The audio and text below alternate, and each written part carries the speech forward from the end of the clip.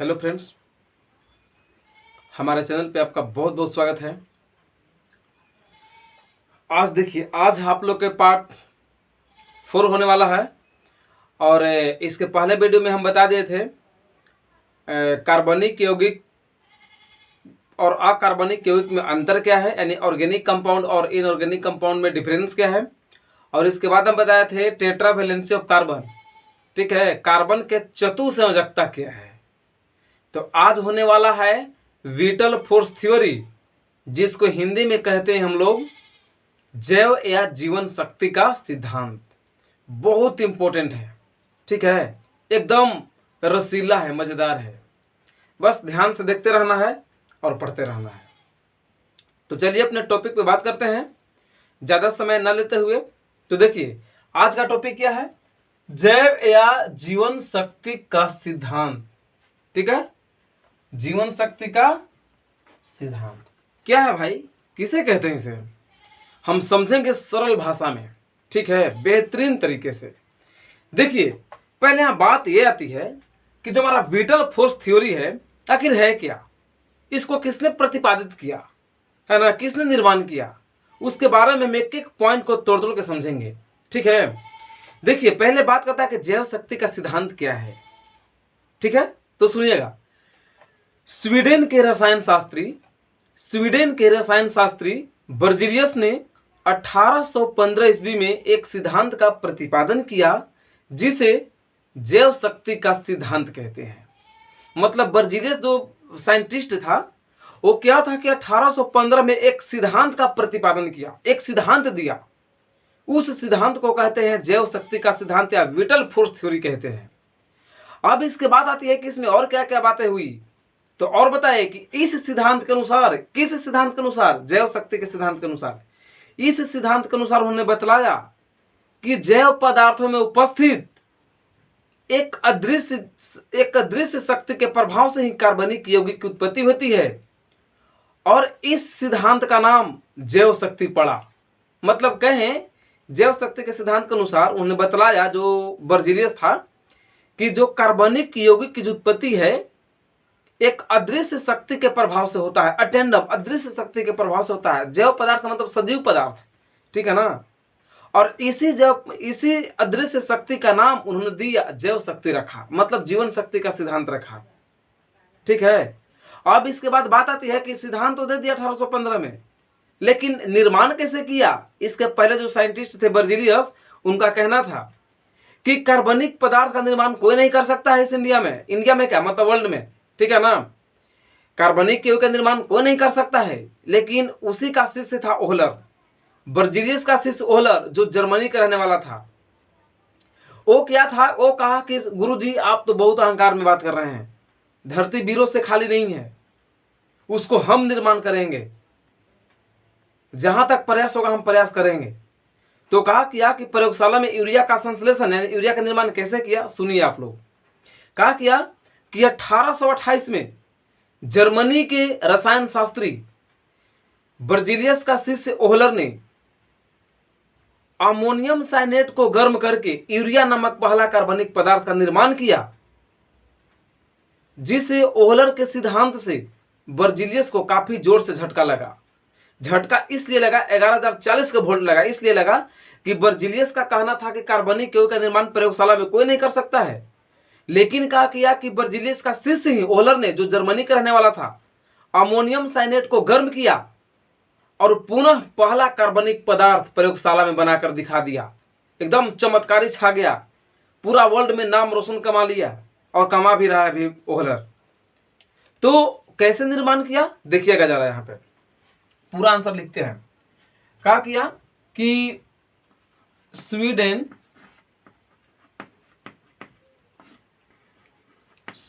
के रसायन शास्त्री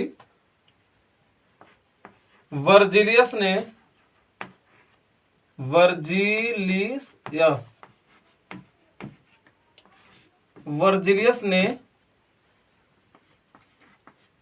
1815 ईस्वी में एक सिद्धांत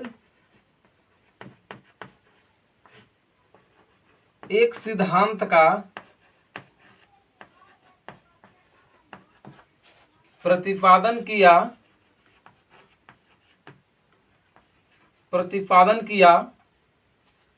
एक सिद्धांत का प्रतिपादन किया। इस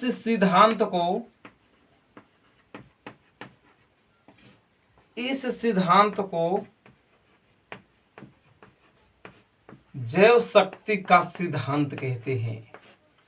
इस सिद्धांत को जैव शक्ति का सिद्धांत कहते हैं। जैव शक्ति का सिद्धांत कहते हैं। कब सिद्धांत दिया था? तो 1815 में। ये जो सवाल है ना, बहुत एकदम ऑब्जेक्टिव के लिए एकदम वीवीए है, ठीक है। अब इसमें क्या बताया सुनिएगा। उन्होंने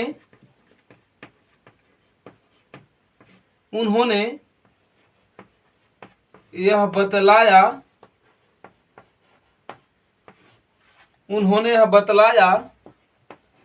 कि जैव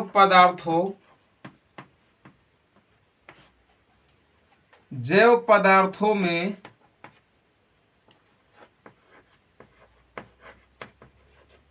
उपस्थित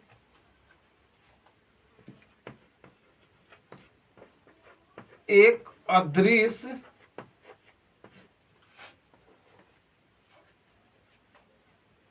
उन्होंने यह बतलाया कि जैव पदार्थों में उपस्थित एक अदृश्य शक्ति के प्रभाव से ही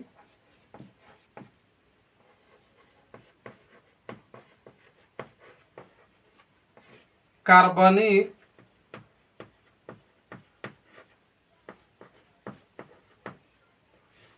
यौगिकों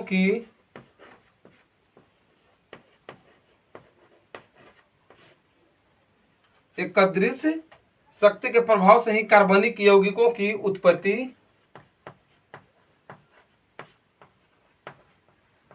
होती है। इस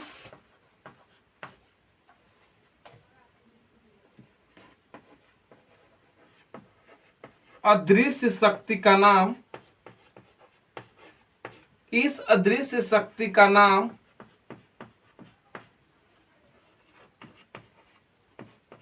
उन्होंने जैव शक्ति रखा।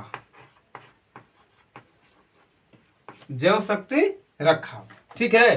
क्या कहते हैं कि स्वीडन के रसायन शास्त्री बर्जीलियस ने 1815 ईस्वी में एक सिद्धांत का प्रतिपादन किया,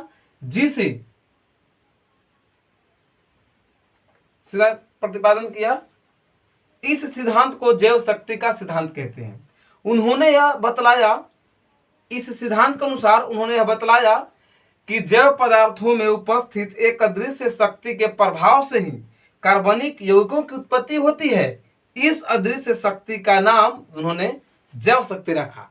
मतलब कहा कि जो जैव पदार्थ है, मतलब सजीव पदार्थ है, उसकी जो उत्पत्ति होती है एक अदृश्य शक्ति के प्रभाव से ही कार्बनिक यौगिक की उत्पत्ति होती है, और इसी सिद्धांत का नाम उन्होंने क्या रखा? जैव शक्ति रखा। ठीक है। अब इसके बाद है बर्जीलियस का शिष्य ओहलर। यहाँ तक वीडियो को पॉज करके स्क्रीनशॉट कीजिए। इसके बाद हम यूरिया का संश्लेषण प्रयोगशाला में करते हैं। ठीक है। सो थैंक यू।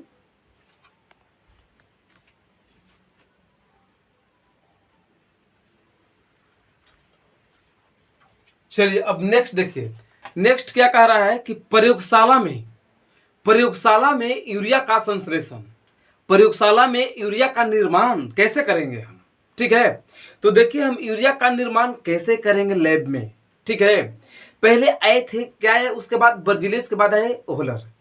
तो ओहलर कहें कि 1828 ईस्वी में जर्मनी के प्रसिद्ध रसायन शास्त्री बर्जीलियस का शिष्य ओहलर ने अमोनियम साइनेट को गर्म करके और यूरिया नामक पहला कार्बनिक पदार्थ का निर्माण किया। इस ओहलर के सिद्धांत से बर्जीलियस को काफी जोर से झटका लगा। देखिए कैसे हम यूरिया का निर्माण करते हैं। जर्मनी 1828 ईस्वी में 1828 ईस्वी में जर्मनी के प्रसिद्ध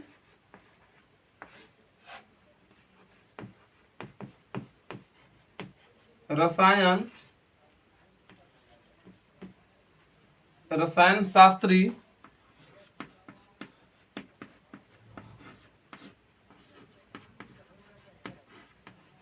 बर्जीलियस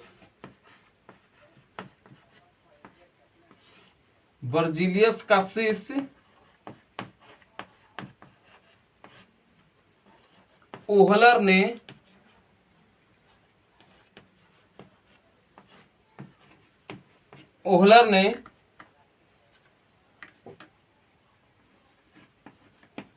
अमोनियम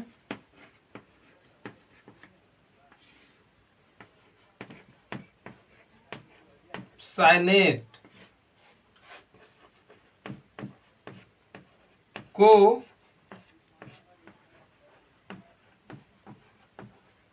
गर्म करके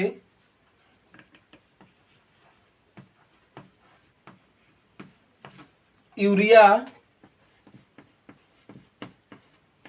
नामक पहला कार्बनिक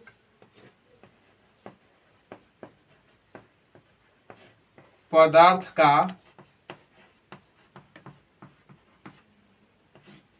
निर्माण किया। ठीक है, ओहलर के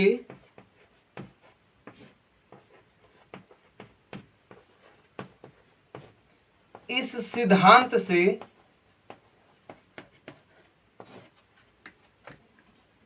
बर्जीलियस को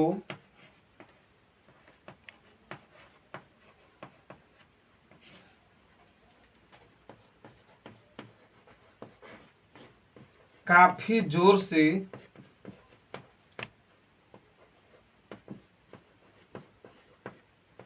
झटका लगा। मतलब कह रहे हैं ना, देखिए इसके बाद आए हमारे कौन, बर्जीलियस के बाद आए उन्हीं का शिष्य है ना, कौन आए, उन्हीं का शिष्य ओहलर आए। तो 1828 ईस्वी में जर्मनी के प्रसिद्ध रसायन शास्त्री, महान रसायन शास्त्री बर्जीलियस का शिष्य ओहलर ने, बर्जीलियस का शिष्य ओहलर ने अमोनियम साइनेट को गर्म करके यूरिया नामक पहला कार्बनिक पदार्थ का निर्माण किया। ओहलर के इस सिद्धांत से बर्जीलियस को काफी जोर से झटका लगा। आप इस पॉइंट को लिख भी सकते हैं कि इस बर्जीलियस के सिद्धांत से काफी जोर से झटका लगा, लिख भी सकते नहीं भी। ये पॉइंटेड को मतलब पॉइंट को हाईलाइटेड बनाने के लिए लिखे हैं। तो देखिए 1828 में क्या कहा कि कार्बनिक पदार्थ का निर्माण किया। कैसे किया, तो प्रयोगशाला में, लैब में क्या किया कि अमोनियम साइनेट लिया और अमोनियम साइनेट को पुनः गर्म किया और गर्म करने के बाद देखा कि हमारा कार्बनिक पदार्थ जो है वो यूरिया बन के तैयार हो गया। उस दिन से 1828 से पूरा वर्ल्ड में एकदम चर्चित में हो गया, पूरा एकदम छा गया, चमत्कारी फैला दिया। ठीक है, इसलिए जो हमारा अगर कहीं पूछा जाता है कि कार्बनिक यौगिक का जनक किसे माना जाता है, फादर ऑफ ऑर्गेनिक केमिस्ट्री, तब बोलेंगे ओहलर को, है ना, ओहलर को कार्बनिक रसायन का जनक माना जाता है। तो देखिए कैसे निर्माण किया। अब यहाँ पे क्या किया कि अमोनियम साइनेट को गर्म किया था। अमोनियम साइनेट का फॉर्मूला होता है NH4CNO। इसका नाम क्या है मेरे दोस्त, अमोनियम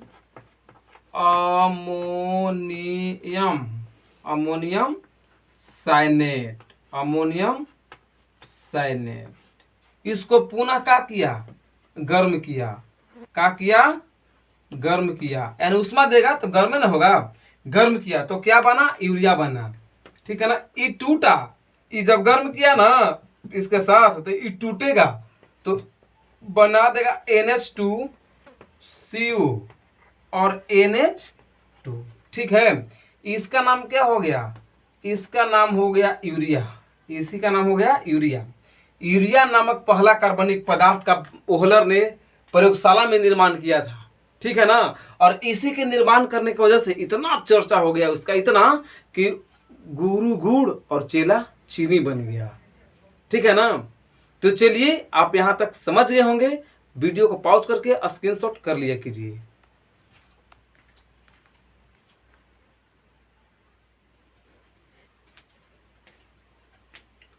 चलिए नेक्स्ट क्या है, नेक्स्ट हमारा दोस्तों कि हमारे दैनिक जीवन में कार्बनिक यौगिकों का क्या महत्व है।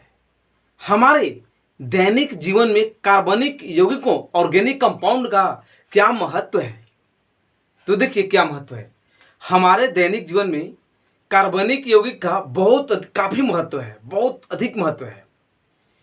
क्योंकि इस दैनिक जीवन में बुनियादी आवश्यकता से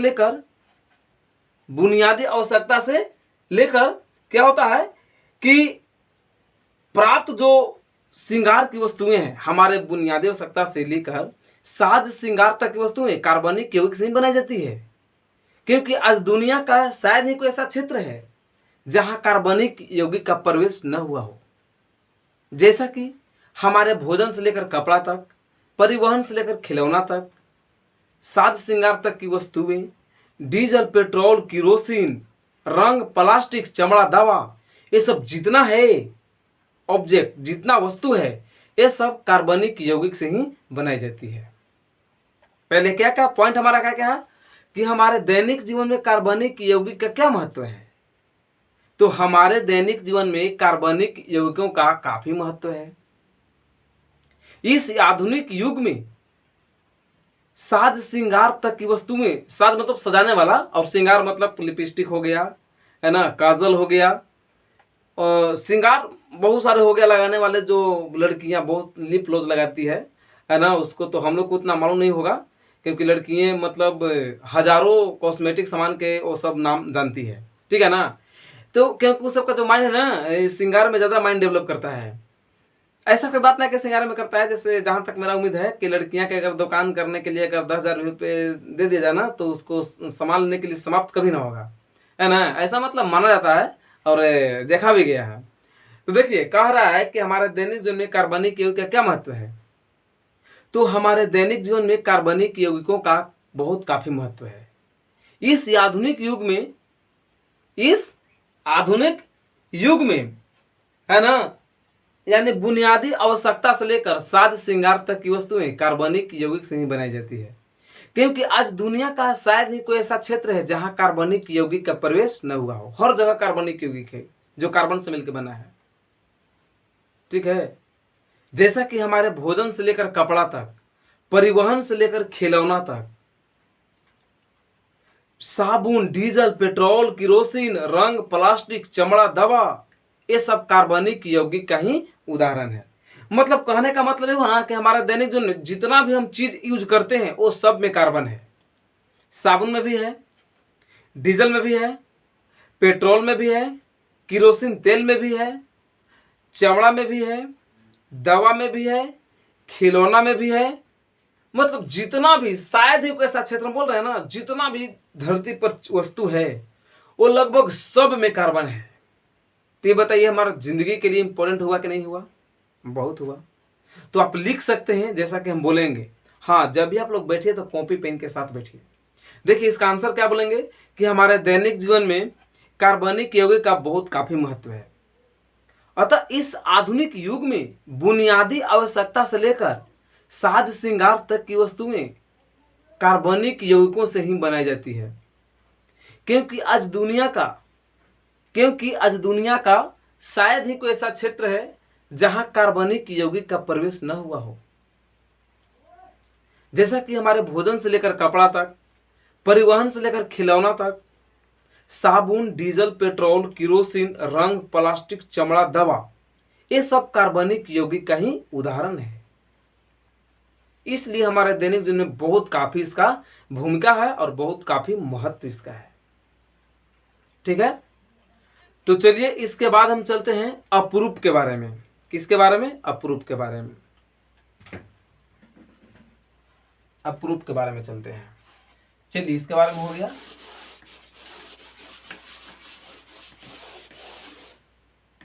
अप्रूप के बारे में देखिए, अप्रूप या बहुरूप, इसको बोलते हैं एलोट्रॉप्स, इसे बोलते हैं एलोट्रॉप्स। देखिए अप्रूप क्या है, अप्रूप किसे कहते हैं? एक ही तत्वों को भिन्न भिन्न रूपों में पाया जाना अप्रूप या बहुरूप कहलाता है। एक ही तत्वों को भिन्न भिन्न रूपों में पाया जाना अप्रूप या बहुरूप कहलाता है। जैसे कहने का मतलब ये हुआ कि हम आदमी एक हैं, जब कहीं हमको पाठ करने के लिए ड्रामा का मिलेगा, ड्रामा में लड़के के पाठ मिला मुँह करने के लिए, तो हम लड़के भी बन सकते हैं और कुछ भी बन सकते हैं। तो यहाँ पे अप्रूप एक है और भिन्न भिन्न रूपों में पाया जाता है, यानी एक ही तत्वों को भिन्न भिन्न रूपों में पाया जाना अप्रूप कहलाता है। जैसे कहा गया कि कार्बन का अप्रूप हमारा क्या है? हीरा ग्रेफाइट है। तो देखिए कार्बन क्या है? कार्बन हीरा के रूप में भी मिलेगा, ग्रेफाइट के रूप में भी मिलेगा, चारकोल के रूप में भी मिलेगा, कोयला के रूप में भी मिलेगा, कजली के रूप में मिलेगा, हड्डी के रूप में मिलेगा, चीनी चारकोल के रूप में मिलेगा, खून चारकोल के रूप में मिलेगा, गैस कार्बन के रूप में मिलेगा, कोल गैस के रूप में मिलेगा, शर्करा के रूप में मिलेगा, कास्ट चारकोल लकड़ी चारकोल के बारे में मिलेगा। मतलब जितना भी चीज है ये सभी में क्या है? कार्बन है।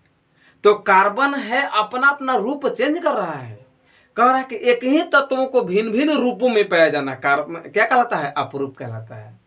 तत्व एक ही है, कार्बन एक ही है, लेकिन हीरा के रूप में भी है, ग्रेफाइट के रूप में भी है, कोयला के रूप में है, हड्डी के रूप में है, चारकोल के रूप में है ना? सब क्या है? भिन्न भिन्न रूप प्रदर्शित कर रहा है, उसी को क्या कहेंगे? अप्रूप कहेंगे। क्या कहेंगे? अप्रूप कहेंगे। तो चलिए आज की क्लास यहीं तक हुआ, और हाँ वीडियो को अंत तक देखें, तब मेरा चैनल को सब्सक्राइब कीजिएगा, वरना सब्सक्राइब मत कीजिएगा। जब समझ में आएगा तभी आप चैनल को सब्सक्राइब करें। चलिए क्लास को एंड करते हैं। So thank you WhatsApp.